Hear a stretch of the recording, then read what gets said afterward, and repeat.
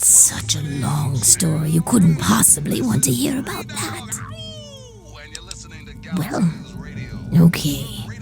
But it's nothing special. I was born in 2051, so yes, that makes me a pre-war ghoul.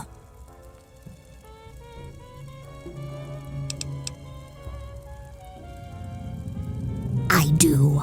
I was in a shelter with my father when the bombs hit. In DC, we had the luxury of getting a warning after the West Coast was gone. I was just a little girl then.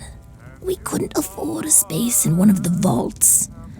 I remember filing down into that shelter, my father rushing me in. He stopped to help this one family. And I looked up and called his name. There was a flash of light brighter than anything you can imagine. I woke up a few hours later. The first thing I did was run up to where my father had been. He was gone. But the strangest thing, there was his shadow, burned into the wall, so crisp and clear, like he was standing next to me.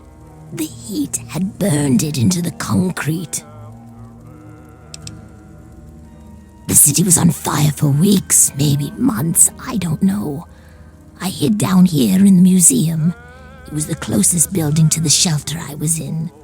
But I could hear what was happening above. People howling like animals, chaos, looting, killing. It's like every foul thing inside of them came out. It was a nightmare.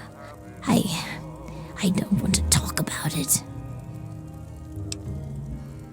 I don't know how it happens. Dr. Burroughs says it was radiation. All I know is that people kept showing up here in the museum. After things calmed down above ground, we tried to live down here as best we could. After a while, things got strange. My skin started to get dry and flake off. Everyone's did. It took a while. Months, maybe a year. But sooner or later, everyone ended up like this. Some of them went crazy. Some of us just accepted it. After a while, other ghouls would find their way in here, and Underworld just sort of grew. No one bothered us down here. We were happy enough to leave them alone. And once my Greta showed up, it was a good enough life for me.